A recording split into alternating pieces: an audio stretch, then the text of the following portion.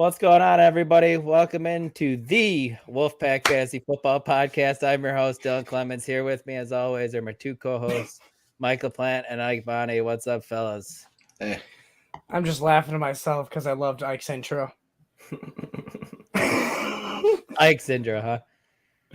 I mean, I like the Wolfpack podcast too, but Ike made me laugh just by looking at me.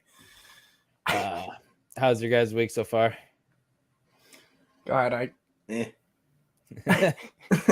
I'm probably doing the best out of all three of us right now. Dylan and Ike are a little under the weather here tonight, guys, but they're here to give you their best effort. I'm gonna give it the old college try tonight. Yeah, I can say it for Dylan though. I can't say it for Ike. I don't know how his effort level is going to go tonight, but we hope. That's it. He showed up. Availability is the best ability. Did you guys check out any of the game last night? A little bit. I saw the beginning of it. That was probably the most exciting. I did. Yeah, Pickens. It wasn't good. Yeah, that catch by Pickens was absolutely nasty. Does it make you happy, Ike? The Bears passed on him not just once but twice in this year's draft. Sounds makes about me right. happy as a Packers fan. Yeah, you drafted Christian Watson over him, didn't you? Yay! Yes, and Christian Watson is on the injury report again. Ooh, shocker! Yep. And he can't catch footballs.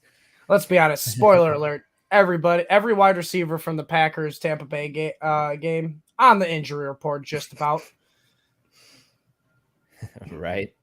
But hey, we might as well start the show off with a question. I'm being offered Michael Thomas for Cortland Sutton.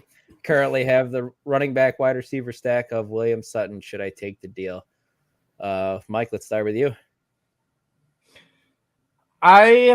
If it wasn't Michael Thomas, I'd say yes. But I still think Cortland Sutton has a better output at rest of the season than Michael Thomas. And same with Williams, overall, if you want to consider both of them.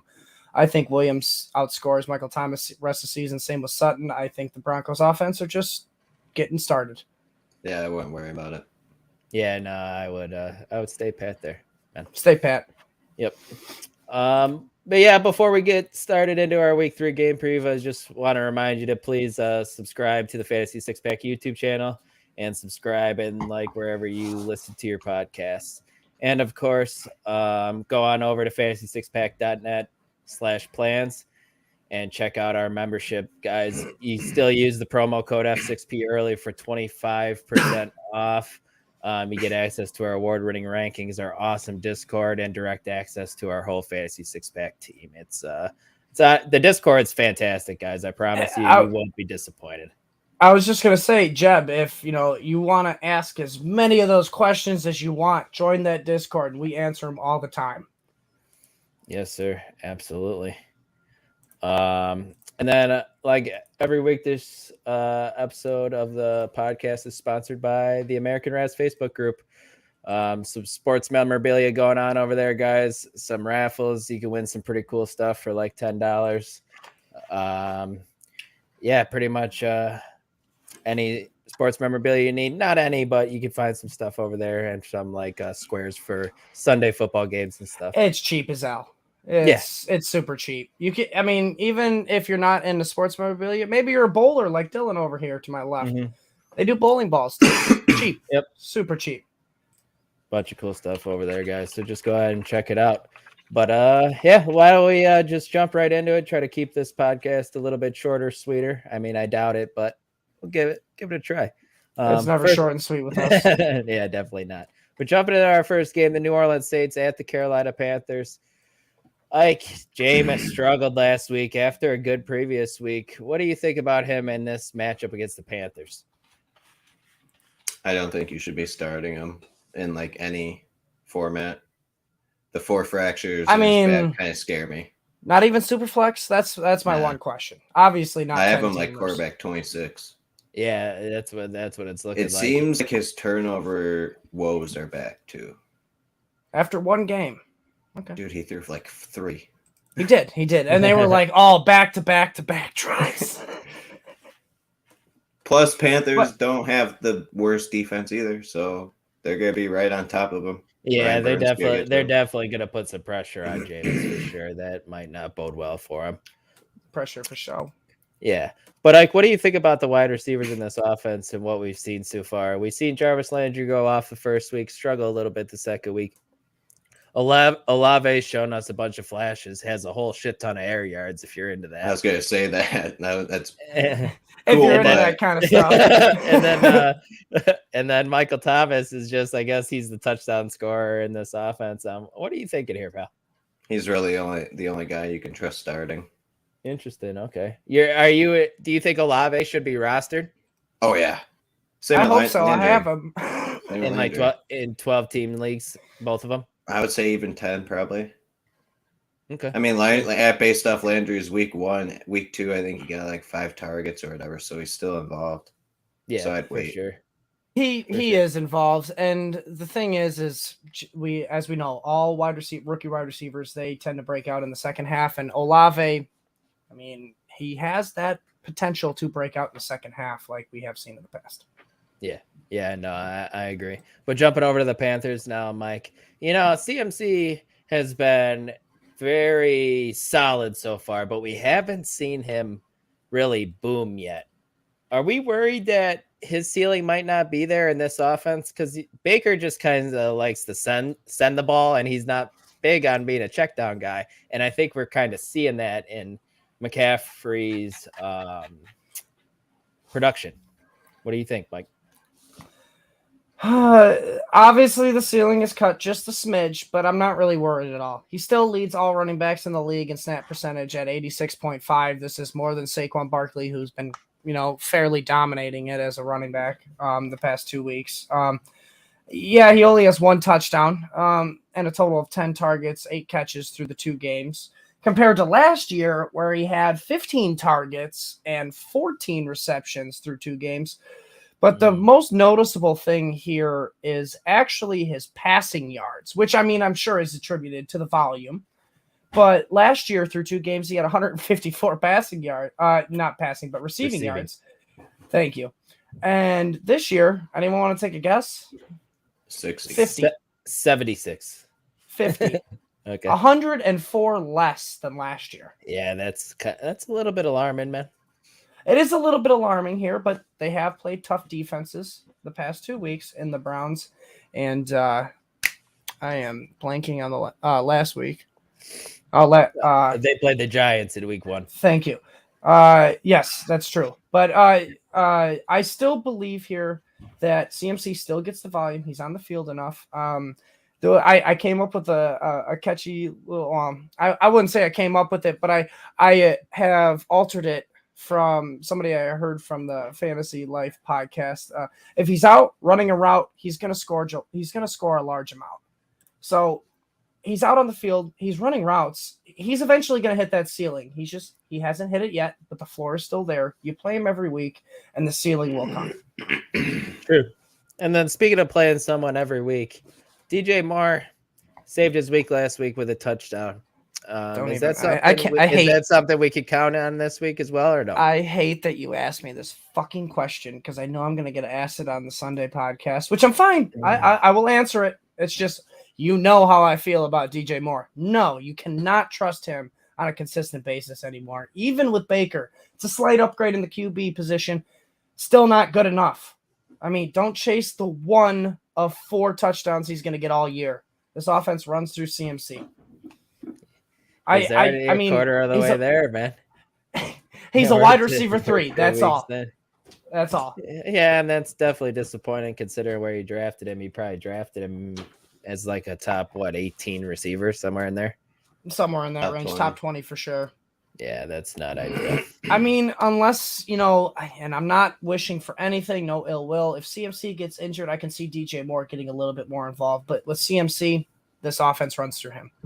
And then, Mike, let me throw this at you. Robbie Anderson's out targeted DJ Moore too. Should you consider him being rostered in 12-team leagues? It's by 1 target that he's been out targeted him. So it's really not a great disparity. And you know how I feel about DJ Moore. So I like Robbie Anderson here, for that potential to get that 1 catch for 75 yards, but I'm not banking on it every week, man. I mean, I would rather still go with DJ Moore just because the volume is there on a more consistent basis. Okay, right on. Jumping over to the next game, the Houston Texans at the Chicago Bears. Ike, I'm going to start with you here in the Texans. Are you starting Dameon Pierce this week after what we saw the Packers run game do to the Bears run defense? Depends on what kind of league you're playing in. Standard and half PPR in like 12-team leagues, sure. But if you're in a 10-team league, PPR, no chance. He would have to get like 20 carries and a touchdown for him to even be relevant. I mean, unfortunately, as a Bears fan, I think this week might be the week for him to be able to do it. To be a man, the Packers were just able to do whatever they wanted to on the ground. Aaron Jones is also significantly 100% times better than Dameon. Yeah, I hear you. And the Packers were kind of running the stuff like to the outside, and I'm not sure that's Dameon Pierce's strong suit, like it is with Aaron Jones, because Aaron Jones was more effective than AJ Dillon last week. I think we could agree on. He's definitely gonna get the carries though. That's for sure. And then, Ike, are you worried about Brandon Cooks matching up on Jalen Johnson? I seen like really weird. Like, I'm not saying he's a shutdown corner or something, but teams are really shying away from targeting him. Like, I should have had the stat pulled up, but I don't have it. It's been some absurd amount of plays that he's played where he hasn't been targeted. Isn't that crazy? Yeah, I didn't expect him to be that good, but Brandon Cooks should still be fine. I mean, you drafted him where you did to start him most weeks, especially against a Bears defense that's bad. So you can have a little bit of skepticism, but you're still playing him. Yeah, for sure. LaPlante, do you agree? You're cool with Brandon Cooks this weekend? You're muted, pal. That is fair. I was definitely had to burp earlier, and I didn't want to share that with everybody else. I think you're overthinking a little bit with Jalen Johnson. You still play Brandon Cooks. He's still the number one target. He still gets the volume. The Bears defense is not what it used to be. You're overthinking it just a little bit. Yeah, I'm trying to find it right now. Oh man. But, I mean, if you want, I can talk about this Bears offense, even though we can make it short and sweet. Yeah, go ahead. Talk about it. I'm going to search for this stat. All right. So this Bears offense, guys, it's not great. I mean, the running game was good last week against the Packers. David Montgomery came through for fantasy owners. But this passing game is just abysmal. I am completely worried, at least about this. The running game seems to be fine so far. But only 28 passing attempts through 2 weeks. Ugh. Flacco doubled that in the first week, I'm pretty sure. Man, just wait. I got a stat for you. This offense is like a mix between the Ravens and the Seahawks right now. They don't run as many offensive plays, just like the Seahawks, and they pass even less than the Ravens. It's great. Jimmy Garoppolo came in after Trey Lance. I pray that he has a healthy recovery, and I can't wait to see him next year. But Jimmy fucking Garoppolo threw the ball 21 times in his game coming in. I mean, he did come in like the second quarter, but still. Maybe in the first quarter. 3 quarters of the same amount of pass attempts as Justin Fields has had in 2 weeks in, 2.5 quarters? Yeah, man, it's pretty concerning with this offense. There's just not enough volume. The scheme needs to turn around for this offense to be more fantasy relevant. I'm sorry, it's just they are way too complacent. They are playing to not lose. They are not playing to win. Yeah, I mean, that first drive though, man, they look good. Yep. And they had a fullback on the field, and then didn't bring the fullback back on the field until the third quarter. So nice question there, Bears. But we do have a live question here that I at least want to answer real quick. We got a couple. Yep. So Monique wants to know, how do you guys feel about starting Julio or Gage in the place of Mike Evans? Julio is most likely going to be out this week. All right. I saw that he did not practice this today. And they are looking that he is going to be a game time decision. And when you got game time decisions, just bench him. Go with Gage. He's going to play. Even Gage is hurt too. And I honestly don't love it, either of those guys. I think Brady's going to struggle this week again. It's entirely possible. It's going to be a low-scoring game. That's what I mean, yeah. And then Francisco here. This is actually the one I was talking about, and then I pulled Monique's up, and I was like, whoa, that's not the question. Should I trade Zeke for Hollywood Brown, full point PPR, RBs, or Mixon and Swift? You should. Personally, I would try to get a little bit more than Hollywood Brown, just because I'm sure you can find. Well, I'm sure you can find somebody with, that values the Zeke name brand, to where maybe you can get like a Deontay Johnson who is not very good right now and is still. I just don't think you should. I don't think you should push it, man, because Zeke's value is total dog shit right now. And it's not like dog Hollywood shit because all RB's running back value is dog shit right now. So you can't say his is much worse. Like that's my only thing. He hasn't given you anything yet. If you can try and get more, that's all I say. But yes, I agree with you. That is having a great 1-2 punch with Mixon and Swift. And then we got one more. Should I start DK or Curtis Samuel this week in half-point PPR? I think it's still DK, man. I don't know. That one's a close one. If it was a full point PPR, this is what the show is based on, I'd probably actually lean Curtis, just because he is actually getting more red zone targets than DK Metcalf on the year. They both get the same amount of volume, but Curtis Samuel seems to have a little bit more upside currently. Sure. But half-point PPR DK, yes. And then just go back to my Jalen Johnson stat real quick. You're still harping on that. In 2 games, and he's played every single defensive snap, he has not been targeted on the season. It's kind of wild. I mean, one game wasn't a monsoon, Hurricane Katrina. I mean, so we can toss that one out. So through one game. Nah. But yeah, I think we can go ahead and jump into our next game. Kansas City Chiefs at the Indianapolis Colts.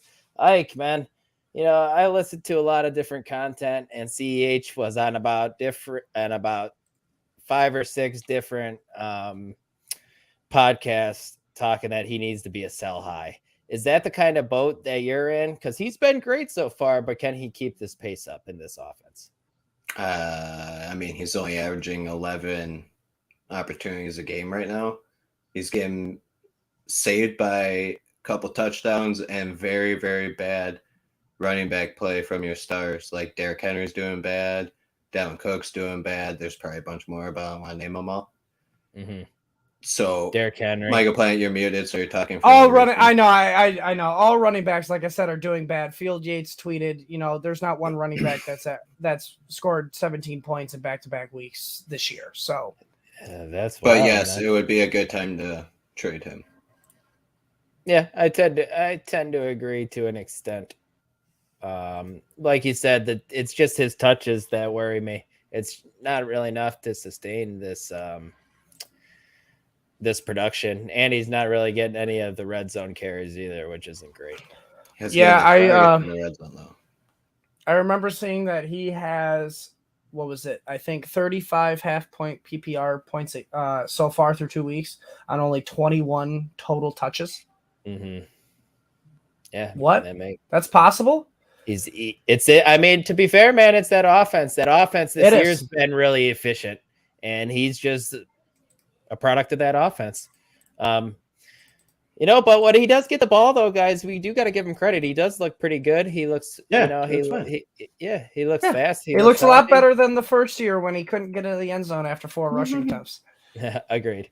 Ike, and then, man, I think everyone was pretty stoked about Juju after the volume he saw in the first week, and then he comes back and gives you like 2.5 fantasy points, I think, something like that. Can we really trust starting any of these wide receivers on this team? Which sounds weird considering Patrick Mahomes is throwing to him, but the way that he's going to spread the ball out everywhere, man, and we've seen him use like 3-4 different tight ends and a fullback and stuff. I don't know if you can count on someone week in and week out. The only one I would is Juju. and it's But we just wide saw him receiver be an 3 flex asshole. territory.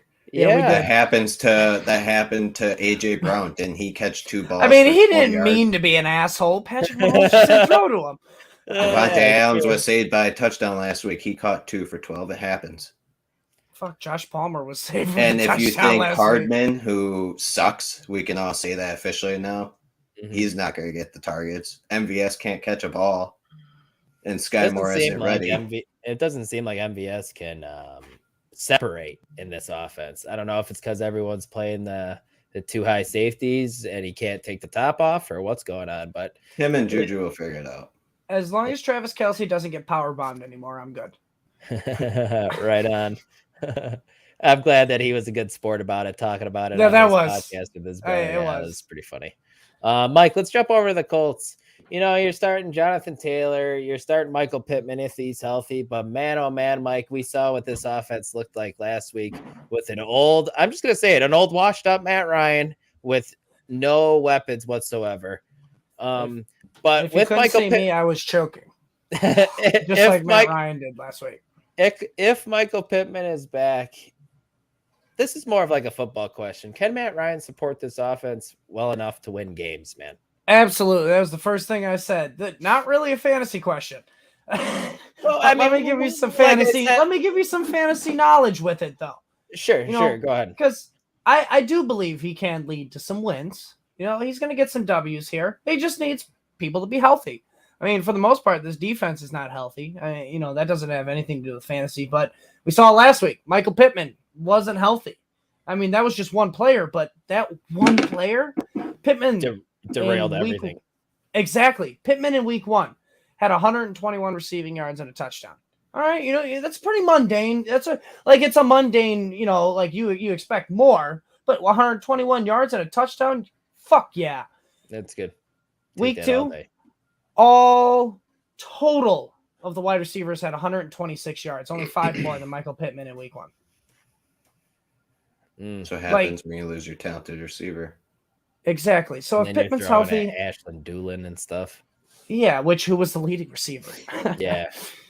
But I mean, if Pittman's healthy, I like Matt Ryan as a QB2, this year. That nothing more, but he's a good super flex play if Pittman's healthy. If Pittman's not healthy, we've seen it. You bench his ass. Yep, for sure, 100%. We got a quick question here. I have RB. Should I drop Jeff Wilson Jr. for Zamir White? I'm just going to answer for all of us and go ahead and say no. I mean, if it's Dynasty, yeah, I like that for Dynasty.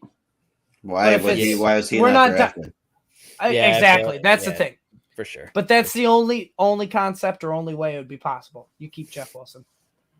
Go ahead and get into the next game we got here. The Buffalo Bills at the Miami Dolphins. A little excited about this game. Yeah, totally should. Ike, I'll let you especially with a lot of the Bills secondary. Yep. Yeah. Hoyer, Tre'Davious White. Mm-hmm. So Ike, cool. let's talk this Bills backfield, and I'll let you take it wherever you want to here. I don't really want to talk about him. Okay. Devin Singletary is barely startable in 12-team leagues. He's getting, I think, barely under 10 opportunities a game. It was nice to see James Cook get 15 Hey, that's carries, better than ETN right now. Big time. But James Cook got most of that probably when they're in the blowout. So Zach Moss, you can miss me with that. You don't need to start him at all. So I love it. You can miss me. I don't like it. Devin Singletary, you got Owen, obviously, or Ross. I mean, let's be honest. The RB1 in this offense is Josh Allen. Mm-hmm. Devin Singletary. No, they're just like throwing. Devin Singletary or Cam Akers, like Devin Singletary. Yeah.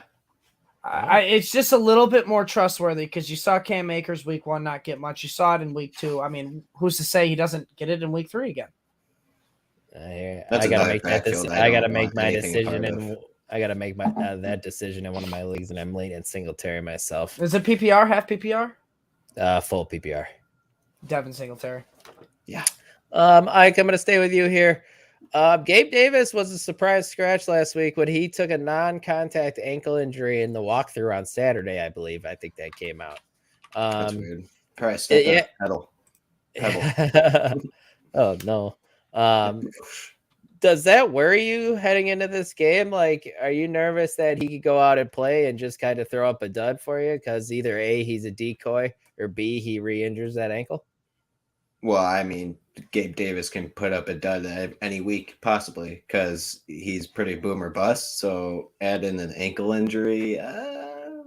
But he's not the Tempting guy fate who there. Xavier Howard's going to be draped all over all day. That's going to be You act like Diggs. Stephon Diggs isn't going to cook Xavier He's Howard. going to. He's totally going to. That's a nasty dude right now, man. Dude's a He's bad out to man. prove. He's out to prove a point, and he's Yeah. got a damn Yeah, good he's like quarterback. this young thrown to him. Jamar Chase they're talking. He's better than me. No, not today. No. Mike, we're gonna go. Go ahead. Go ahead. Rest of career. I take Jamar Chase, but yeah, that's an argument for a different Dynasty day. or whatever. Yeah. Yeah. Mm-hmm.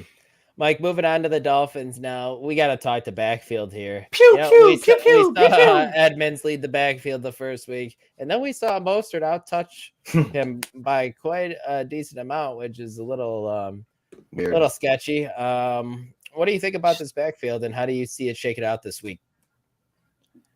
Man, we talked about this before the season started. This backfield was going to be a hot hand approach. I mean, and we saw last week, Mostert was that hot hand. Maybe, we see Edmonds pull a Myles Gaskin last year and only be relevant on odd numbered weeks because, he went off in week 1. Maybe he goes off in week 3 and then, he takes a break week 4, week 5, but maybe Mostert's the even numbered guy. I mean, this is what this offense is. It's going to be a hot-handed approach. Whoever is doing the best on the field in the matchup is going to be the guy. I feel safer with Edmonds going the rest of the season because we've seen Mostert. I mean, when was the last time he finished a full season? 2018, 17? I mean, we saw it. I mean, Edmonds is supposed to be the receiving back. Yeah, exactly. But that was Mostert last week. Yeah, who knows? So, Who but knows? in total, they both have the same amount of targets on the year. It's just one got him in week 1, one got him in week 2. So it is that formal hot hand approach. So you just got to kind of hope Edmonds is the guy that week. If you own both of them, who are you starting out of the two and you're forced to? Edmonds. I'm taking a risk, and I'm going to go with the bullshit Myles Gaskin thing I pulled up, and I'm playing Edmonds on odd weeks, and I'm playing Mostert on even weeks. You But idiot. if you Worth don't a want shot. to be ballsy like me, if you don't want to be, hey, it happened once, it can happen again. Precedence. If you don't want to be ballsy like me, you go with Edmonds. Yeah, I tend to agree. And then just the last thing, I mean, I'm pretty sure we're all starting Jalen Waddle. We're all starting Tyreek Hill. But what about Mike Gesicki, Mike? We saw him catch, I think, 4 passes last week, and he did find his way into the end zone. Has he worked his way back into top 10 tight end status? I think he needs to work more on his dancing after he scores that touchdown. Because no, I am not trusting Gesicki. It's the best grid in the world, bro. No, it wasn't. Oh my gosh, he looked like he was. What's that dance where they Looked like he was skiing. They squat and then kick their legs out. It almost looked like that. The Irish jig. Thank you, the Irish jig. Yes, I think He was that's cross country skiing, man. but no, I'm not trusting Gesicki. He was still on the field less than Durham Smythe, the other tight end for this team. I mean, granted, only about 3%, 55.7 to 52.7. Last week was just such a high-scoring game. He benefited from catching a touchdown. He got 4 targets last week. That's good. That's great. He has 5 total on the year. Yeah. You can't trust him. Sorry. Yep. I don't trust him. Starting Evan Ingram over him again in Scott Fishbowl. Unfortunately, I have to start Evan Ingram over Dalton Schultz this week just because of the uncertainty. Hell yeah, man. Let's go. Next game we got here, Detroit Lions at the Minnesota Vikings. Nice divisional matchup here. Jared Goff has been very solid. Wrote about him in my Start Sit article, and I like him in this matchup. Will this continue? I mean, it seems Way to get be, right to the point. seems to be the trend lately. I mean, since Amon-Ra started taking off, Goff has as well, and he's been averaging over 21 fantasy points a game. Obviously, he's had some duds in there, but still averaging 21 points a game is pretty solid. And the Quarterback volume has started just with him. been there too, my dude. You know what I Yeah. mean? Like he's thrown it 35, 37 times. And we're He's talking behind about a really good offensive we're line. talking about earlier, Justin Fields thrown it 11 times. This fucking motherfucker's Jared Goff over here just chucking it all over the field. We can't call him that anymore. He's earned a little bit more respect, I think, from us. Until he learns where the sun rises and it sets, I'm calling him Goof. All right, fair enough. Ike, and then I just want to ask you about his pass catchers. Are you starting any other pass catcher besides Amon-Ra St. Brown in this offense? You have to start Hawkinson. Why? He's banged up. I know he's averaging 7 targets a game. Right, but he's not producing with him. Who do you want to start instead of him? Gerald Everett. No, on this offense. What are the chances what are the chances you have Gerald Everett too is with Hawkinson? Not very good. Chances are you drafted Hawkinson, so you don't have to worry about tight. But Everett might be on the waiver wire, and Hawkinson is banged up this week. You don't think maybe taking Gerald Everett should not be on the waiver wire, which I keep writing about. And like I'll keep saying, drop this tight end for Gerald Everett, and he's still under 50%. So it's crazy, right? So he is out on the waiver wire, Ike. That's what I'm telling you. But for the guy who has Hawkinson, unlikely. The dude who probably has like. Sorry, LaPlante. Hold on. Kittle has him. Yeah, I mean, I'm not dropping Hawkinson for Gerald Everett, but with him banged up, I have no problem starting Everett over him this week until Hawkinson starts. Not with Herbert injured. That's because if Herbert doesn't play, that's one guy though. But if Herbert plays, we're playing him. You're not starting Evan Ingram over him. No. Okay, so that's like tight end 13 right there, pretty much. But the 14. Question was, are you starting any other pass catchers besides ASB on this offense? We're talking about this offense, and hey, he did answer the question because you would take Hawkinson. You're not starting DJ Chark. You're not starting. I mean, Jameson Williams isn't even playing. Who else are you starting? Defense, man. What the hell is his name? Josh Reynolds. You starting Josh Reynolds? Yeah, no, possibly. No, I'm starting Hawkinson. I'm kidding. I mean. I hear you. I don't love Hawkinson this week, man. Oh man. But Mike, jumping over to the Vikings now. Dalvin Cook, like we've talked about these running backs, man, struggling. Are we gonna panic on Dalvin Cook a little bit or no? I'm not panicking just yet. No. Kevin O'Connell came out in the media, said we know we got to get Dalvin Cook more involved in this offense, especially after last week getting embarrassed against the Eagles. Dalvin Cook is still on the field 73% of the time, and I expect that to go up considering Adam Thielen's been on the field 95% of the time. I think it's just this offense is now converting to more of a pass, friendly offense, and they kind of forgot about Dalvin Cook a little bit in the beginning here. They're going to still involve him. I mean, even when it was this passing offense, Dalvin Cook still got 11 targets through 2 games. We love that. It's the rushing attempts we don't like. So I'm a smidge worried, but that old term, oil the squeaky wheel. Kevin O'Connell came out and said it that we're going to get Cook more involved here. So I got to take his word for it, especially after a loss. He's not Arthur Smith. He's not going to continue to use Kyle Pitts in a stupid fashion. Arthur, well, we'll get to that later. But did Kevin O'Connell come out and happen to say anything about maybe getting Adam Thielen, KJ Osborne, Irv Smith? No, unfortunately not. Involved in this offense or no? Because Thielen's been a dud so far. KJ Osborne's probably droppable at this point, I think. Oh, yeah. What are you thinking? Adam Thielen, you can't drop yet. No, I still agree. has 11 targets through 2 games. But it's obvious Justin Jefferson is the Cooper Kupp of this offense.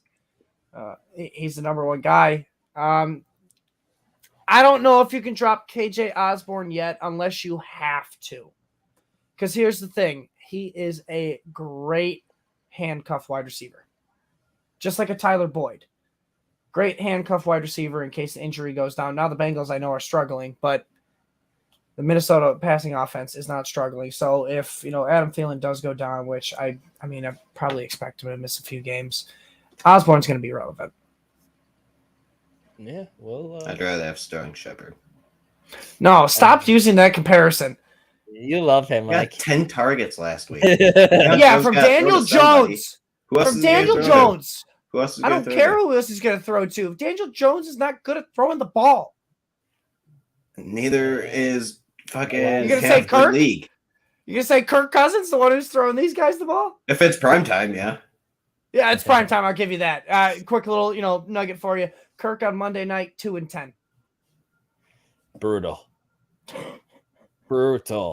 But jumping over to the next game, guys, we got the Baltimore Ravens at the New England Patriots. I'm going to start with you here. And let's talk the Ravens backfield. I'm not 100% sure if Dobbins is going to play. I know he's been practicing all week. He practiced last week as well. But are you starting any of these guys? No. None of them have proven enough to even be starter worthy. Unless you're in a deep league like 14 or 16, go for it. But even if Dobbins is back, I wouldn't start him either, by the way. Yeah, I mean, if you're Not 14, until you see what he 16 does. teams and Dobbins is playing, you're probably playing Dobbins. But 12 team, if you can afford to wait and see, like you'd start Devin Singletary over here, Mike. Oh, yeah. Over Dobbins? Yeah, Yes. I'll play at you too. Yeah. Just for this week. Yeah. Yeah, I want to see what he does. Yeah, for sure.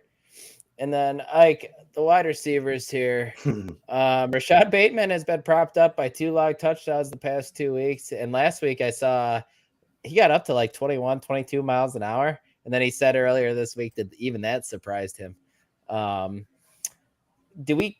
we see this production continue? Turns out he's just like Marquise Brown was the past 2 years, huh? Just a better player. He's better. He's a better player than Marquise Brown, I think, man. Already. It's possible. I don't know about already, but I think potentially, yes. Hell, Marquise Brown came on the scene and caught 2 touchdowns right away or whatever it was with Lamar. So, I mean, I don't think he's going to be getting the targets you want. You're going to have to rely on touchdowns, obviously. So, like, do you not remember flex worthy? The Ravens don't pass a lot? He's flex worthy for sure. Yeah. He seems to find I think he deserves to be a wide receiver 3, and I know LaPlante and I kind of whiffed on our buddy Sean asking if he should start Bateman last week, and we kind of told him maybe shy away. Yes and no, because that day was salvaged by that long touchdown, and those are about as impossible to those are about as impossible to predict as touchdowns in general. So yes, we made the whiff in totality, but I mean, without that touchdown, we were correct. Yeah, I agree. Now we jump on over to the Patriots, Mike. Not a very excited team. But let's talk the backfield here. I saw Damian Harris go down with a leg injury. I think that popped up on the injury report. Stevenson's kind of been disappointing. Harris has been good when he's been on the field. Mike, have you heard anything on that leg injury? Has he been practicing? What are you thinking? I have not heard anything recently. I have to look it up here. Let me get to the Patriots real quick because I need to check because I'm using CBS now. They are pretty good with updating them up to the date. New England. There we go. I'm not even seeing him on the injury report, believe it or not. That's good news for Harris owners. That is good Probably news. not great news for Stevenson owners. No, not good news for Stevenson because that's exactly what I was going to talk about. Damian Harris is the guy here. He's getting majority of the work. He's got 29 carries to Stevenson's 20. I mean, not even carries. 29 total touches to Stevenson's 20 total touches. But the odd thing here is Stevenson is actually leads these two in snaps played, 56% to 40. Actually, 56 total to 49 for Damian Harris. But they both have seen about the same amount of targets through 2 games. So, I mean, it's kind of an odd situation here, but, where the passing game, they're even. The snaps, Stevenson outweighs him by a smidge, 7%. I still want Damian Harris because he's going to get majority of the touches even when he's on the field. Mm-hmm. Go ahead. I was just going to say, as of right now, Stevenson, I think, needs to be benched until he gets a little bit more usage. He needs to start getting the passing down work. Seeing him and Harris be close with targets or being the Same same targets. or Harris. Same through 2 weeks. That's crazy, man. That's not how it's supposed to be. I know Ty Montgomery was there for week 1 and he's now on IR, but we'll see how this. Oh, my this apologies. backfield Damian Harris actually has one more target than Ramondre Stevenson. It's 5 to 4. Interesting, man. I don't love it. But then should any pass catcher in this offense be started this week, Mike? I know Jacoby Myers has been all right. Devontae Parker's completely laid a dud. Hunter Henry's he's the same guy, touchdown dependent guy. What do you think? I mean, you nailed it right on the head. It's just Jacoby Myers. That's the only one we can trust right now. And it's mainly PPR. Half point PPR. I'm a little more skeptical. He's more of a flex play, but PPR, he's a solid wide receiver 3. Just because of the volume. 19 targets through 2 games, 8 more than the next wide receiver, which is Nelson Aguilar. Parker is touchdown dependent. Aguilar is, the deep guy who is, deep ball dependent. If he doesn't catch that deep ball, he's not going to be relevant. So it's Jacoby Myers. Yeah, I agree. Ike, are you starting Jacoby Myers if he's healthy this week? Mm-hmm. Right now. He's getting a lot of targets. Yeah. A lot. Next game we got here, the Cincinnati Bengals at the New York Jets. Ike, is this the get-right game for the Bengals offense? I hope so. They need it really bad, but we're all hope so. This could be another game that sneaks up on them.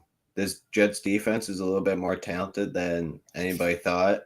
They're top 12 in sacks. So, I mean, that's something to worry about. That's interesting. Yeah, Bengals. Man. So the Bengals offensive line, like I said last week, just doesn't seem to have gelled yet. Like it's definitely they added more talent to it, but they still can't keep Burrow upright, and it's kind of sketchy. It's definitely something to be nervous about, I feel like. Yeah. Sure. Speaking about being nervous, Don't even. Okay. Well, let me get the question out, jerk. Any worry about it, Mixon's pass game work? Not even remotely. I saw thanks to player profiler. No, thanks to player profiler. He is averaging, let me get this up. 6.5 targets, which is 4th. He's 8th in target share, 1st in routes ran at running back. And this is strictly RBs, correct? Yes. This is strictly RBs. Plus 5th in route participation. So there's absolutely no worry for him in the receiving game. It seems that he's actually getting it finally in his career. He's also number 1 in complete opportunities. So, yeah, fire him up at not worry. The problem with this offense is they actually probably need to pass a little bit less. They've been passing too much through 2 games, I think. They need to establish the run more. Which is something they did last year when they were easing Burrow back in from his knee injury, which you might be onto something there, Mike. Actually, I don't like telling you that, but that was actually Coach. Nice idea. I play Madden. Oh, yuck. That was a joke. Mike, let's jump over to the Jets now. Can we stream Flacco on this one? He's been pretty good. Man, this was a tough one. Flacco leads the league in passing attempts. Straight Fantastic. up. Just does. You think Zach Wilson comes in and leads the league in passing attempts? No. Okay. They're hoping Breece Hall can figure it out by then, probably. I mean, Mitch Trubisky has as many passing attempts as Flacco through 3 games as 2. Yeah. So the volume is there, but the efficiency is not there, guys. It's only 6 yards an attempt. That's disgusting. Flacco's 5 touchdowns through the air rank 8th in the league. This is what's holding him up. This is what's propping him up right now. The volume is nice, but the touchdowns are what's kind of making him relevant. Mm-hmm. So I can't trust Flacco in 10-teamers, but anything deeper than that, I do see a certain amount of appeal as a flex play, as like a super flex play or like 12 or 14, teams, only because the Bengals defense just allowed Cooper Rush to get 235 passing yards and a touchdown. And I like Cooper Rush, but I think Joe Flacco is a little bit better than Cooper Rush. Yeah, I tend to agree. Then let's jump over to the wide receivers here. Garrett Wilson versus Elijah Moore this week, Mike. Who you got? Ike's going to love me. It's Garrett Wilson. All He's right. getting the majority of the volume here, and what pushes me over the edge here is the fact that, and I know Ike is on top of this, Garrett Wilson has 8 red zone targets. All right. Now, this could be Even attributed to the surprising me. volume. That's hot. It is hot. This could be, It's attributed hot. to the volume, with Joe Flacco. But this is 6 more than Elijah Moore. So he's getting the overall volume and he's getting the red zone targets over Elijah Moore. So it's Garrett Wilson moving forward until Elijah Moore gets a little bit more involved. And just a little nugget here, those 8 red zone targets lead the league. He has 2 more than Jamar Chase right now at 6. Interesting, man. Interesting. And then I'm just going to throw this at both of you guys real quick. Just give me 10 seconds at it. Brees Hall, Michael Carter. Ike, start with you. Who you got? Michael Carter. It's Michael Carter as well. Interesting. I'm sure you asked me this a couple weeks from now, it's going to be probably Brees Hall, but right now it's Michael Carter. We'll see. Next game we got here, the Las Vegas Raiders at the Tennessee Titans. Ike, starting with you here. Let's talk Josh Jacobs. Should he be started in? Let's go with 12 team. He's going to be out. Nothing wrong with Chase here, Juan. Nothing wrong with him. Just giving you a little stat. Josh Jacobs ain't even playing, so we don't have to talk about it. Oh, really? I missed that. Yeah, that's why everyone's talking about Zamir White. Interesting. Oh, man, I'm gonna have to double check that because I saw Hunter Renfrow was ruled out. Yes, I saw Hunter Renfrow too. He's not on the team playing, huh? You're throwing this shit at me all last second. Well, now I look like a jackass. But let's talk Zamir White, then, pal. Now you get to look like a jackass. I don't want to start him, so no. Let's not talk him. Why would you start him in his first career game? Because we've seen this before, man. Like, if Dalvin Cook gets injured, you start Alexander Madison. Okay. I have to interrupt here. Where did you see that Josh Jacobs didn't make the flight? Because the latest update I have was 5 hours ago, and it was status in question for Sunday because of an illness. It was literally Bleacher Report guy. I get all the updates, man.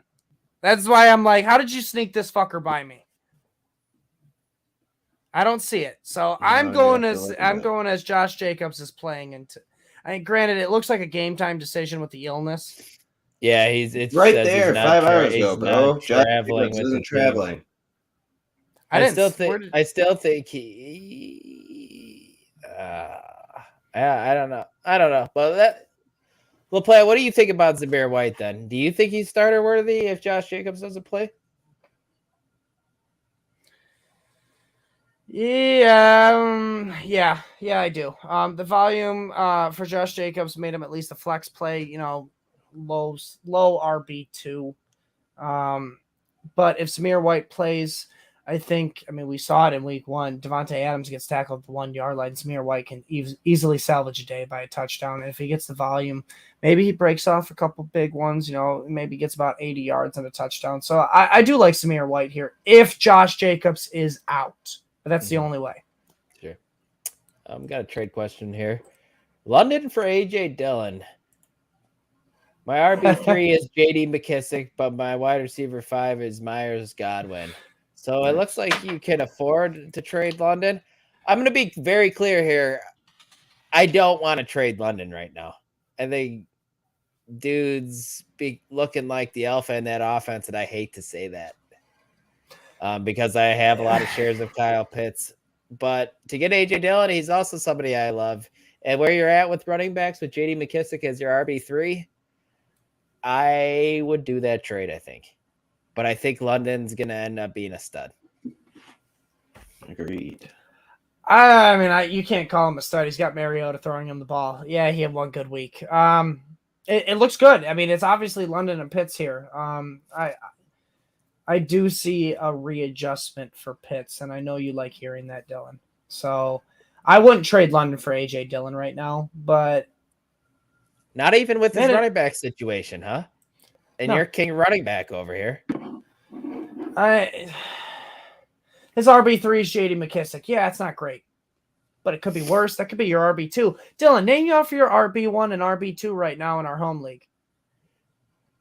Clyde Edwards-Helaire, Travis Etienne, David Harris, Darrell Henderson. I bet you that and his I'm missing one RB1 and other one. RB2 are better than those. So if he was in your situation, yeah, you go and trade for A.J. Dillon in that situation where you need a solid, safe RB. But no, I say you keep London. Interesting. Right on. I know you disagree with me in your situation. Let's jump back to the Titans. Are you starting to worry about Derrick Henry? He's got Saquon and Monty. You don't need to trade London. Yeah, for sure. Because yeah. Go ahead. Are you worried about Henry? Yes, I am. Unfortunately, I hate saying it. It's a little bit yes. He just lost his best O-lineman Taylor Lewan for a couple games, maybe more. Last year, Henry had a snap percentage of 71.7%. That was third for all RBs. Now he's 19th on the year for snap percentage for RBs. That's a huge motherfucking difference. If the Titans are playing from behind, like they have been through 2 weeks, this is how that, percentage is probably going to stick around. So I do have worries about him finishing as that top 5 RB that we know he can finish as, even if he's healthy. But he's also 8th in the league in carries right now when he's normally first. Mm-hmm. It's the game script. If the Titans can get in a better game script, Derrick Henry will get more involved. But until then, I am worried. Yeah, I agree. I'm worried as well. That positive game script probably isn't coming here anytime soon because I think they stink. But if you had to start one pass catcher from this offense, who are you starting? Gun to my head, it's Treylon Burks, but I really don't want to start any, pass catching option from this offense. If you have other options, please try and stay away from this passing game. It's averaging 194 passing yards a game. Burks is the ceiling here. Being the rookie, we don't know, what his ceiling is. It's going to be a little bit more than Robert Woods right now coming off that ACL. But speaking of Woods, he needs to step it up to be considered a flex option right now because he's only worth a bench play right now. I mean, you could probably cut him depending on who is out on the waiver wire. Yeah, for sure. I don't want to start any of those guys. I do have to start Treylon Burks in a few spots. It's not great. Definitely not great. Next game we got here, Philadelphia Eagles at the Washington Commanders. Ike, can we start to trust Miles Sanders each week? He's getting there. He's definitely, right now he's an RB2 pretty much. And Washington's just been getting gashed. Granted, Lions have the best offensive line, it seems like, but still, Eagles have a pretty solid offensive line as well. Why does Washington's defense stink all of a sudden? Who knows? Chase Young isn't in. That could probably help. Possible. I hear you, but still, their defensive line is still supposed to be the strength of their team. I get Miss Chase Young, but their linebackers are brutal. Yeah, I suppose. But how about Devonta Smith now? We saw him not catch a ball the first week, but last week he's very efficient, caught all 7 of his passes, and he's actually my start wide receiver this week. I saw that and I was surprised. How you feel about him? I just think, like I said, actually at the start of the year, all three, him, Brown, and Goddard, are all going to have a tough time producing every week. There's going to be an odd man out more than likely every week.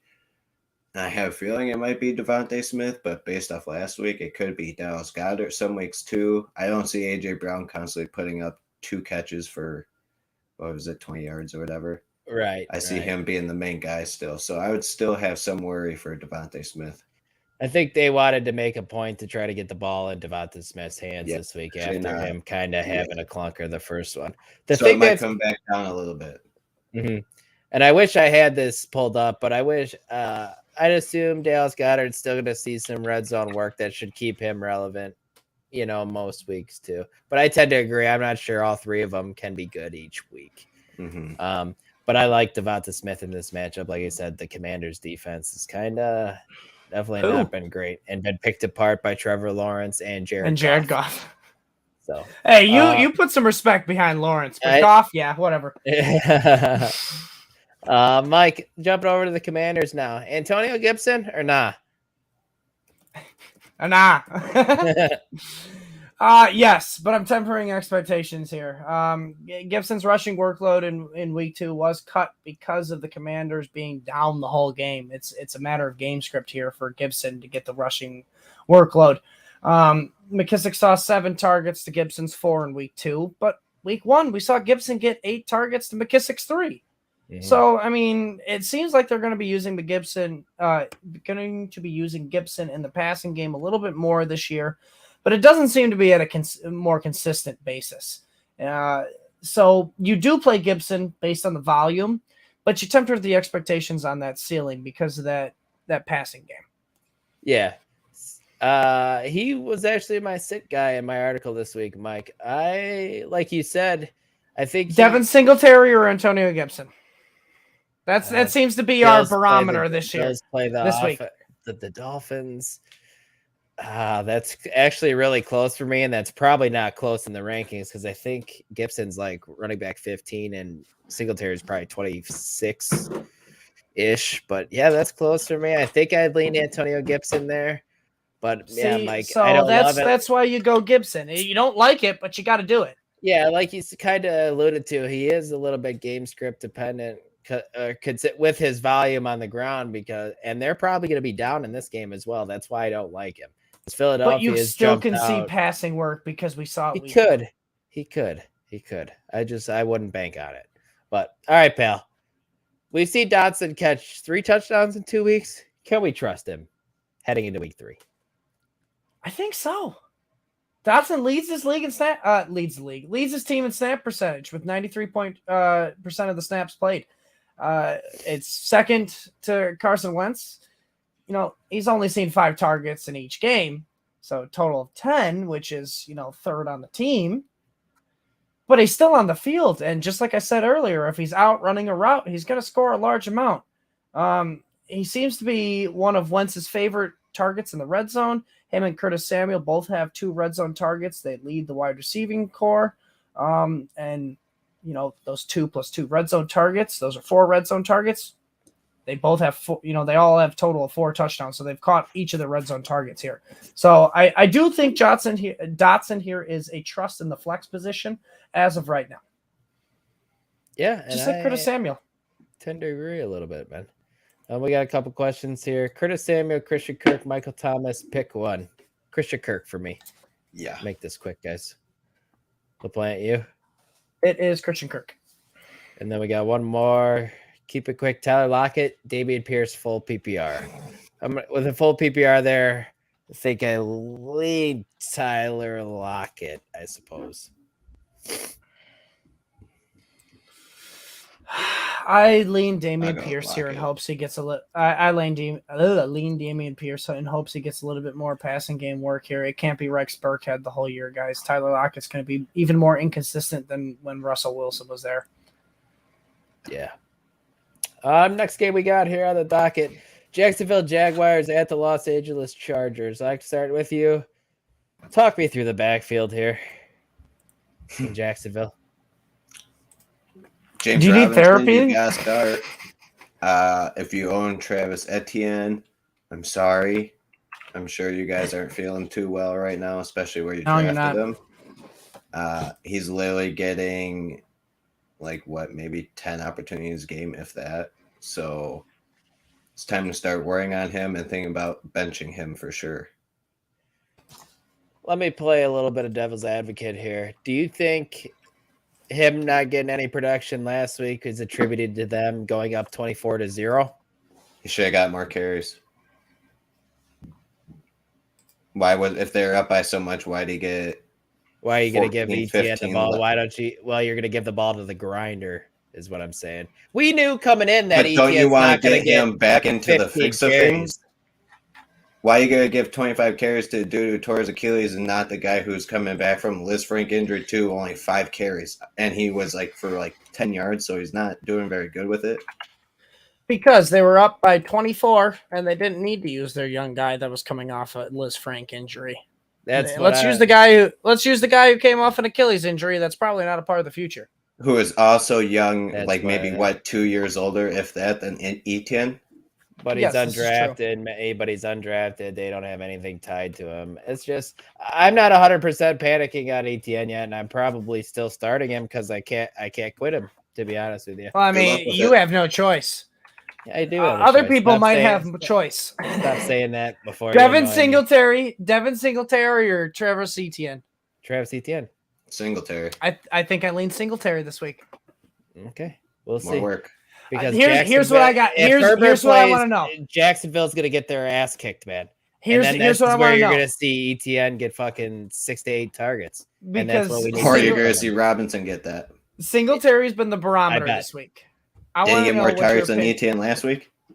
Oh my god! Because he's on the field more. I just told you that because they were Weird. up 24-0. It's weird that he's on the field more than ETN. You want to be on the field. You want to be on the field. You want the guy who's on the field. Okay, so is Jacksonville going to be winning every game, Mike? No, Probably not. If they're getting their ass kicked, why is James Robinson going to be on the field more than Travis Etienne? Is my point. He probably won't. Etienne has to work his way into the offense. Right now, he hasn't shown shit to get in there. He's dropped 2 balls for a touch. Well, one was overthrown. He does have a valid point because Doug Peterson did show that he did not trust Etienne after that first week when he dropped those 2 catches. He went straight to Robinson. So there is a trust factor there with Peterson. He's not going to just full on give Etienne the workload if he can't show that he can do it. Right, but I'm saying you guys are acted like this has been Robinson's backfield since week 1 when Etienne out-snapped Robinson week 1. I'm telling you, Robinson out-snapped Etienne that much because they were leading so much. Robinson's just benefited off of touchdowns. Exactly, and touches because he's on the field and they're running the clock out and grinding it out. That's my point. But we can move on. I'm kind of curious to hear your thoughts on the wide receiver core here with Christian Kirk just going absolutely bananas, man. Zay Jones seeing some targets. Marvin Jones, out there doing his thing. What are you thinking here? Kirk is blowing me away. He is a lot better than I thought he was. Seems like Trevor Lawrence loves the guy. So as for the 2 Joneses, I'm glad you're enjoying it, Juan. Good luck figuring out when to play. Yeah, we thought Zay Jones was the guy because he got 9 targets. That was 1 game. Whoop-de-doo. Next game, he got 5 or whatever, he had 1 less than Marvin Jones. So, I don't know. You can't start either. I need more of that for my best ball shares of Marvin Jones. That's where they're good at. Zay Jones and Marvin Jones good at basketball for sure. I think Zay Jones is your guy that's going to most likely have more yards than Marvin Jones on a week-to-week basis. But I think Marvin Jones has the potential here to maybe have more touchdowns than Zay Jones at the end of the year, just because of that safety blanket for Trevor Lawrence. Yeah, I could see that, man. Mike, let's jump over to the Chargers now. Eckler hasn't really been as good as we saw him last year. I mean, who would have thought he's probably not going to score 20 touchdowns this year? Who would have thought? Regression and all that. But he's not even really getting the red zone touches. I don't think he's gotten a red zone carry yet. I think it's only really been Sony Michel. I think that's what Joe put in the thing. Which is weird considering Eckler had like 12 rushing touchdowns last year. But are you worried about Eckler? No, because Eckler does have red zone rushing attempts. It's just inside the 20. It's just not inside the 5 like we saw last year that he got all of a sudden. I'm a little worried here. Yes, because he has stated himself he doesn't want the full workload like players like CMC, Derrick Henry, Jonathan Taylor. They're using him about 5% less on snaps this year compared to last year, 61 to 56. So he's not exactly a volume play on the ground, but believe it or not, he's tied with Mike Williams and Gerald Everett with 14 targets on the year for the most targets on this team. So he is heavily involved in this passing game, and that can help him just become a little bit more consistent week in and week out. He just might not have that ceiling we saw last year getting those 20 touchdowns. Yeah. He's still going to be safe. I agree. And then Josh Palmer's kind of saved by a touchdown last week after him and Herbert didn't look like they had much of a connection to start the game. Can you trust him this week? I'm going to be honest with you. I didn't trust him last week. I threw him in there on a hope and a whim in my home league. And thankfully he salvaged it with a touchdown considering Keenan Allen being out. But if Keenan Allen's healthy, even if he's a decoy, I don't think I'm playing Palmer this week. I think the equation for Palmer to succeed, you need 2 of the 3 main guys out for Los Angeles. Mike Williams, Austin Eckler, Keenan Allen. If you get 2 of those 3 guys out, Josh Palmer is going to be a consistent week in and week out threat. But until 2 of those guys are out, he's going to be a boomer bust play. Mm-hmm. Then moving over to the other team from Los Angeles, we got the Los Angeles Rams at the Arizona Cardinals. Ike, starting with you, Akers or Henderson, and go. If I had to choose, I'd probably go Henderson for this It's a tough week. question. But it's really becoming a true 50-50 where every week someone new is going to be involved, and I don't want anything to do with it. So clearly you're probably going to have to start one of them. Chances are you're going to be disappointed by it. So I'd say gun to your head. I was going to say gun to your head. It's Henderson. This was weird, man, this backfield, because these guys don't have specific roles. Like they both do the same fucking things. It seems like gain about 3 yards per carry. They just kind of plot around into the back of a line. Yeah, it's really what it is, man. It's another hot hand approach. It seems like. Yeah, which is weird from McVay. You don't really see that a whole lot. But I want to talk to you about Tyler Higbee and the targets he's seeing, because I think you're starting Cooper Kupp. I'm hoping we're back to starting Allen Robinson after him catching the touchdown last week. I think that eases fantasy owners' minds a little bit. But does Higbee need to be started every week in, like, let's say 10-team leagues? Like, is he top 10 tight end weekly? Yes. He's averaging 10 targets a game, 6 catches as well. How much did it hurt you to say that? It hurt me because I had him ranked at the start of the season. Not much lower than that, but decently lower than that. So not thrilled about it, but he's definitely becoming a starter for sure. Yeah, I agree. Definitely reluctantly keep an eye on. Yep. And then Mike, jumping over to the Cardinals, man. I know I'm worried a little bit here as a Kyler owner in the one league I do own him in. Are you worried about him in this matchup against the Rams? Don't be worried, Dylan. I know the Rams has had. I know the Rams have had Murray's number in the past. All right, but this is not the Rams defense that won the Super Bowl last year. I mean, we just saw Mariota almost come back against them, and Mariota is like a big step down from Kyler Murray. I mean, he was allowed to get 17 of 26 passing attempts for 196 yards, 2 touchdowns, and 2 picks. Yeah, it doesn't look good from a box score perspective, but they almost won the damn game. Yeah. If Mariota is, skilled enough to stay in the game with the Rams, I know it's, a divisional game, but we saw what Kyler Murray can do. This guy is a dual threat. We saw that, what was it, a 12-second scamper? Yeah, that was silly last week. To get that touchdown to tie it up again, to try and tie it up against the Raiders last week.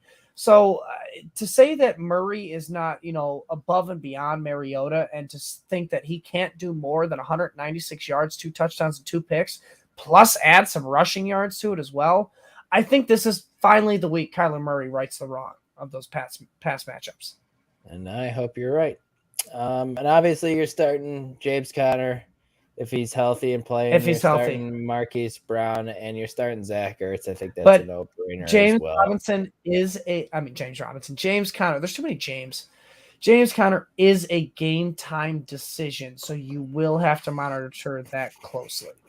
Yep, let's keep an eye on it. Next game we got here, and this is just a beauty. The Atlanta Falcons at the Seattle Seahawks. Man, I can't wait. You gotta have one. Lock into this game. You guys are coming over for football on Sunday, and we're having this game on one of the TVs. Just kidding. But I'd rather watch the Bears. I guess let's talk about the backfield, I guess. I know Cordero Patterson kind of struggled after we talked him up a little bit after we were a little bit excited after week 1. Patterson's kind of fallen down to like flex territory a little bit. he's not getting the receiving work that I thought he would. That's a little surprising. As for Tyler Algier, I can't say his name for some reason. Don't even think about starting him unless you're in a super deep league. I wouldn't even pick him up necessarily right now. But this backfield is heading towards a mess, just like the Rams, just like countless other teams, Dolphins. Yeah, it's totally gross. And then Ike, Keith just brought it up here. The comments, Mariota is single-handedly killing Pitts. Not single-handedly, Keith, but he does have a hand in it. It's the main factor, but I would say Drake London plays in a little bit here. And I think his asshole coach is who's trying to win games. And if you missed my rant on the Last Call podcast last Sunday, I'm not going to do it again. I'm going to give the floor to Ike. Ike, what's your take on Kyle Pitts here? He's consistently bad. I mean, 2 for 19 both times. So, I mean, you got that going for you. There's better days ahead. That's all I got to say for you. I mean, they can't get much worse than this unless he goose eggs, which, I mean, I hope that doesn't happen. But don't you dare put that in the universe. Just believe that there are better days ahead and ride it out. This has got to be the game. I think this is the better day, guys. Seattle. Who's Seattle covering? The answer is nobody. I'll answer it for you. It's nobody. Quandre Diggs, their best cornerback, is most likely going to be out too. Yeah, man. It's 100%. This is the matchup you want to play Kyle Pitts. I get it. You probably want to sit him because he's been an asshole, just like his asshole coach. You can't. No, you can't. Yeah. What the hell are you going to sit him for? Gerald Everett? No. Yeah, I was just going to say that. No chance the dude who has Kyle Pitts has Gerald Everett. You can't. You gotta play Kyle Pitts one more week. 2 weeks is not enough of evidence. Agreed. And he ran around on 90% of the snaps he played last week, which is good to see. That's a step up from the first week when they were using him more as an inline blocker. Totally not relevant to fantasy football, but Albert Pujols just hit number 699 in Dodger Stadium. Nice. Everyone's just throwing cookies down the middle of the plate for him. You gotta love to see. I hope so. Mike, let's jump over to Seattle, man. Just kind of gross, but let's talk about the backfield, I guess. This whole matchup is gross. Are you starting Ken Walker or Rashad Penny? Oh man, I kind of lost my whole notes here because it's such a bland game. If you had to start one in a pinch, it's Penny.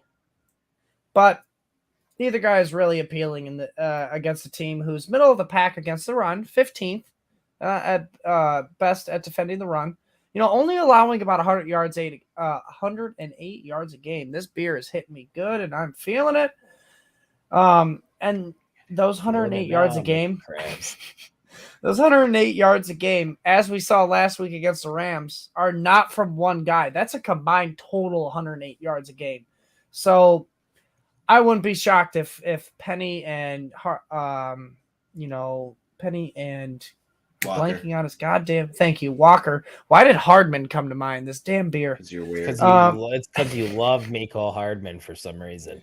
I do. I loved him coming out of college. It was so stupid. He was a second-round pick, guys. That's because, speaking of assholes, that's because you're always the stupid asshole who trades for the fastest guy on Madden.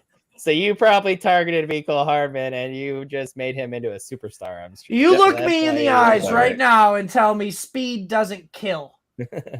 No, it doesn't.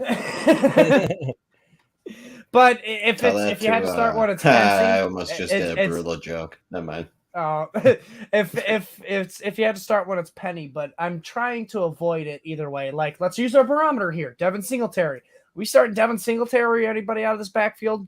It's Singletary. Yeah, I agree. If you're Ike, you're starting Singletary and Penny. LaPlante, let's just go try to keep this at 30 seconds. Lockett or DK here? I'm going to keep it simple here. You go with DK Metcalf here. Lockett will be just as inconsistent as years past, like I said, with Russell Wilson, but we don't have Wilson here. They're using DK more in like a PPR type of role this year, which is a little bit more encouraging from a volume aspect. He's not getting the A-dot, though. That is the one thing that is just killing his value.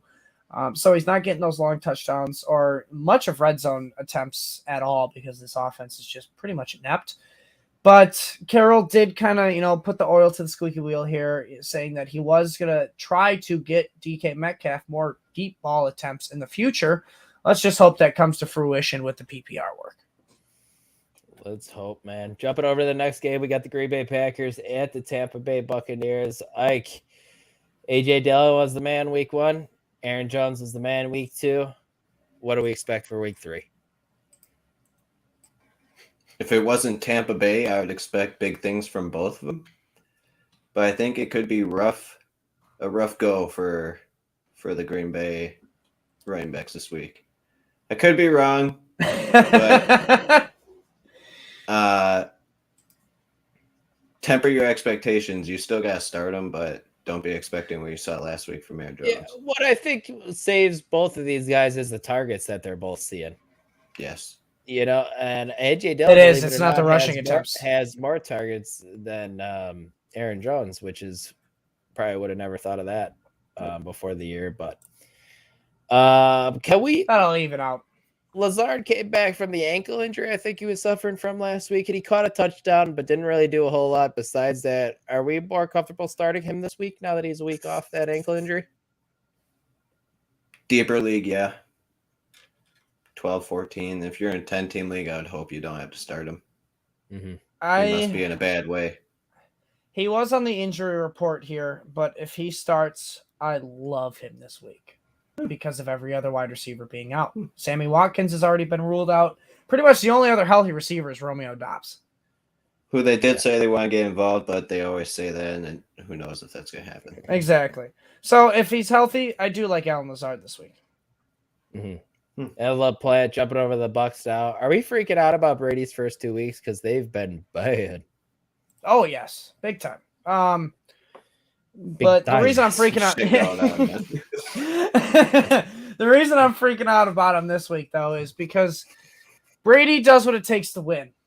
And when you look at this Packers defense, what they are best against is the pass. And when you look at this Buccaneers offense, the passing game is not working right now because of all the injuries to the wide receivers. So I see a heavy dosage of Leonard Fournette in this game. Would not be surprised if we see over 30 rushing attempts from Fournette, maybe even 5+ targets here. The injury's not good here, guys. These are the starting wide receivers for the Buccaneers. Russell Gage, Rashard Perryman, and we might possibly get an appearance from Cole Beasley. Scotty Miller, man. Don't forget about him. We saw him last week. Perryman's a slot receiver. Slot receivers don't start. Perryman's actually... That's not true. Perryman is also popped up on the injury report, too. So that yes, something to monitor as well. But speaking of these pass catchers, Mike, do you want to start any of them? I like Russell Gage this week. I'm not chasing Perryman's touchdown last week because in my mind, that was a garbage touchdown. If you guys watched that game, that touchdown was in the fourth quarter. It was to extend the lead against the Saints after Winston had thrown 2 picks in back-to-back drives. Gage is just safer. Perryman offers a little bit more upside with that bomb touchdown appeal. But if you're looking for safety and security, I think Russell Gage here in a game where you don't have Chris Godwin or Mike Evans. Yeah, I hear you. I don't really want to start any of them, but I think Gage is the guy if you are in a pinch. We got 2 more games left, guys. Try to fly through here. We got San Francisco 49ers at the Denver Broncos.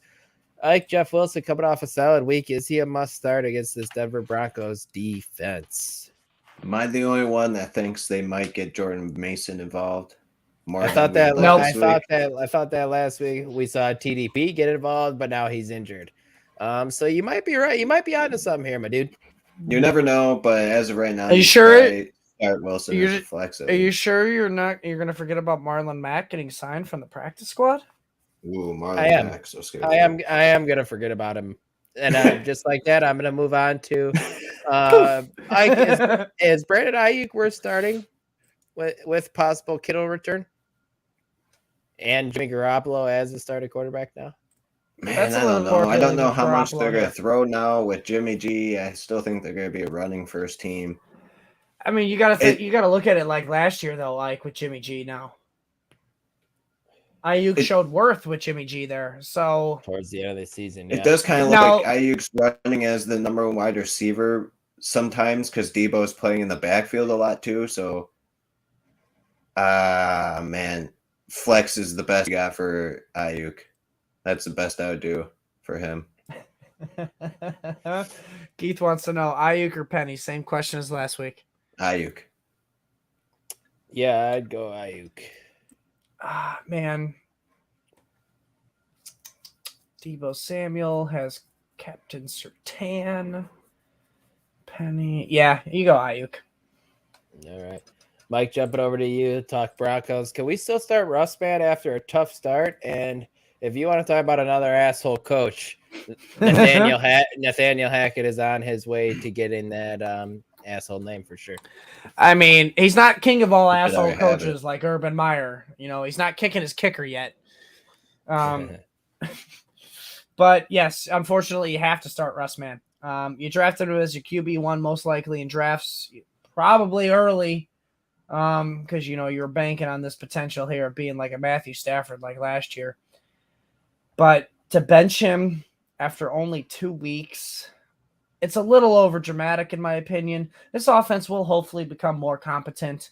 It is just getting its feet wet. I mean, Wilson's looking like he's going to get Jerry Jeudy back this game, which is absolutely going to help raise that ceiling even more.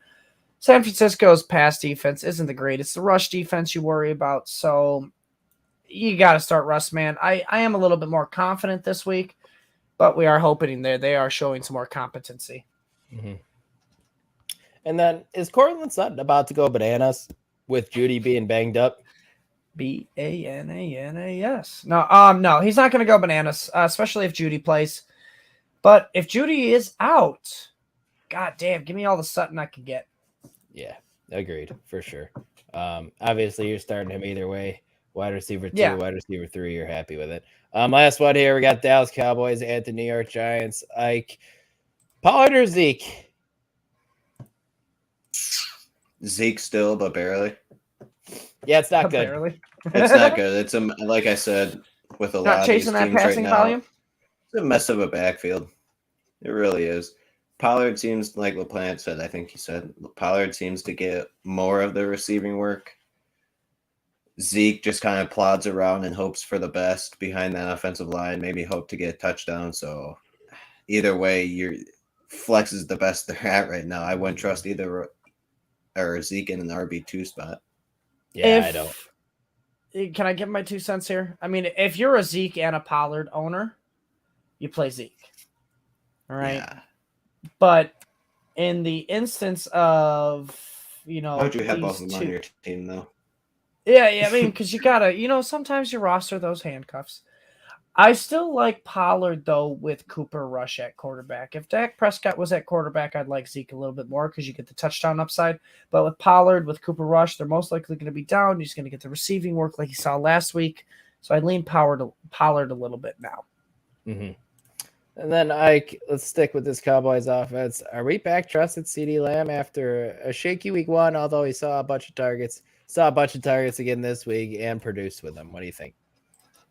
I kind of figured he would be the main target guy. I mean, Cooper Rush has to throw to somebody. It's not like he's going to pull a Justin Fields and throw 11 times. So CeeDee Lamb's the guy, obviously. So keep starting him with confidence because he's going to get the targets, man. Are you starting him with confidence or are you starting him reluctantly?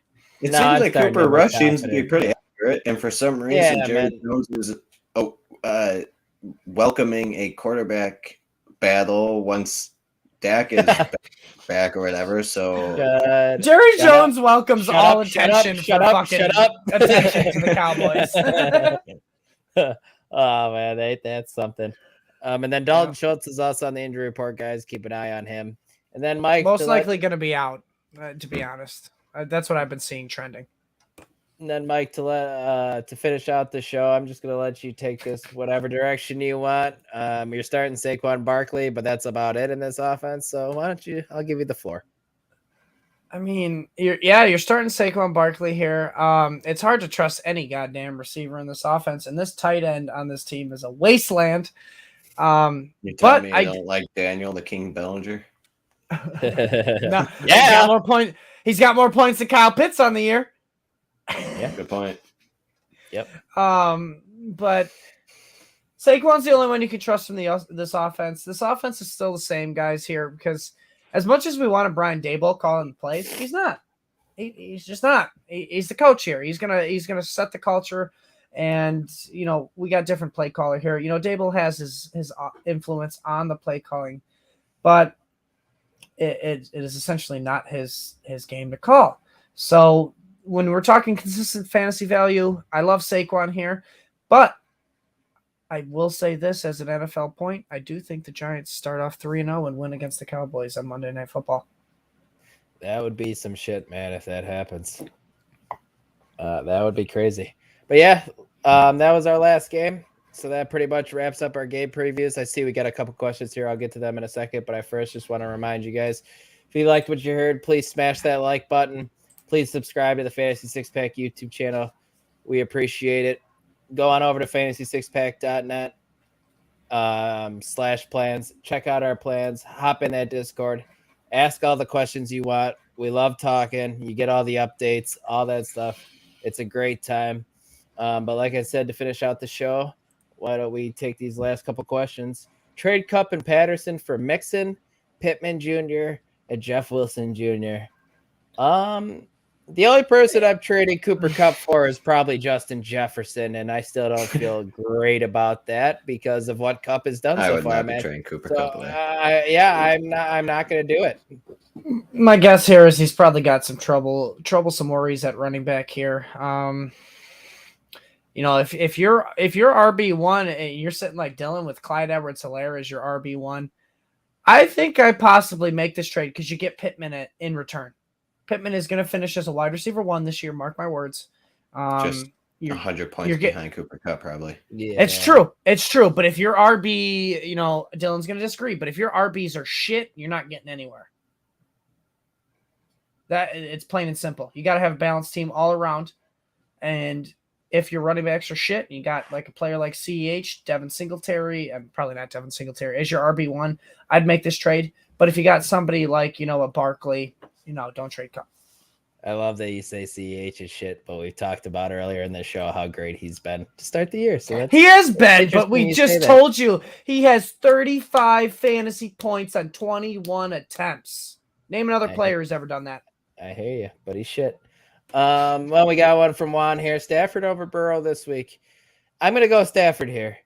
Because fuck him, because Burrow fucked him last week. Yeah, I know, man. But Stafford against the Cardinals friggin' defense we saw. That's true. Cardinals are brutal. Picked apart, man. That's where I'm leaning. I'm going Stafford. And I get it. Burrow's playing the Jets. We talked about how the Jets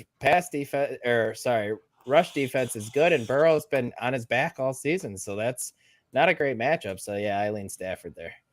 It's not pretty. You got to lean Stafford. He's probably going to.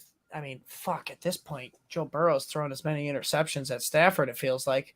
But Stafford's going to throw some interceptions, but you play Stafford against the Cardinals. I think that has a good potential for a lot of points. Yeah. Like anything? Okay. We got another one here. Would you trade Derrick Henry for a 2023 first-round draft pick win-now team? If you're trying to win this year, it doesn't make sense. But if you're looking towards the future, that's a great trade. That's a great trade. If things start going south, pull the trigger on that because Henry's going to be useful for maybe 2 more seasons of Dynasty. And you can get Bijan Robinson in this draft, man. See, but that's I don't know if I can agree with you on the Derrick Henry for 2 more years of dynasty value. The way he's looking right now, coming off that injury, especially if this Titans offense is inept, I just see his value decreasing even more. Win now, like you said, I do agree with you. Win now, it makes 0 sense to trade, a top 12 RB this year who's going to finish that way. But that is a potential salivating offer there because we are looking at a draft class here that is going to be star-studded in running backs. I know Ike agrees with me in that. And then just a little bit more clarification. Yeah, my team is horrible in that league. Connor, Patterson, Dobbins as his running backs. Cup and Evans, and they're really good receivers. See, I'm still not doing Can't that. do it 'cause then. I still think Cup could carry you, man. And Connor, if he's on the field, he's perfectly fine as an RB. That's the because thing, he's got though, the man. touchdown upside. That's where I If he sit. gets rid of Cup, he only has Michael Pittman and Evans, and no. But here's the thing. You're betting because you can't tell me Patterson's going to have the value all year long, which means you're going to be betting on Connor and Dobbins rest of the season. All right. Dobbins great. coming off it's not great. It is really not good. So if you go and I like to think of it as differentiating your portfolio. You go and trade Cooper Kupp and go and get a RB1 in Mixon and a wide receiver 1 in Pittman. I think that's a good trade considering your RBs and the injury implications involved with them. But ultimately, it does come down to you, sir, because Cooper Kupp, in my opinion, is going to regress, even though he is starting off as well as he is. We'll see if he regresses. I got one from our guy Davis. Zamir White or Tyler Algier? Zamir White. Zamir White. Samir White. And he would get Derrick Henry, by the way. You're the win now team to make the move for Derrick Henry. Oh, you would get Derrick Henry. Ooh. And then he'd get I think he might. No, see. If you're going to trade a first-round pick, you go get Derrick Henry. Yeah, I would do Derrick Henry as well, too. Because how good... But if you're how good are you right now without Derrick Henry? Because if you're good enough to win championship, if you think you are without Derrick Henry, next year you're going to be even better with this pick. Well, actually, no, you're going to be. No, you're not, because you're going to be the 12th pick. So, I mean, if you're looking for long-term value, it's Fournette. He's going to be more fantasy relevant. I think longevity than Derrick Henry. Derrick Henry has a lot of miles on him, even for being not the starter. The problem is the way that I'm thinking of it. Fournette's not going to be relevant when Brady's done after this year. That's why I'm out on it. I think, like you said earlier, Mike, I think you target Derrick Henry there. And then he said one more.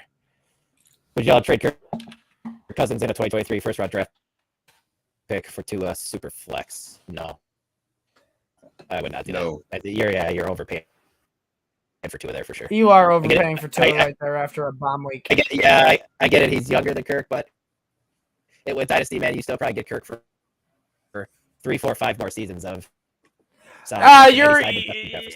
You're stretching it for 3, 4, 5 seasons. You're at least getting 2, because when you look at it as a dynasty perspective, you got to look at it as a 3-season interval. You don't look past 3.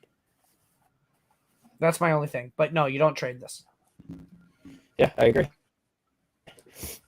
But yeah, let's. I'm just gonna wrap this show. Once I can get that up. We do have one more here though. One random. One. Just last second. Elijah Moore or Myers with his injury. Myers. With Elijah Moore. Myers if he's healthy. Myers Myers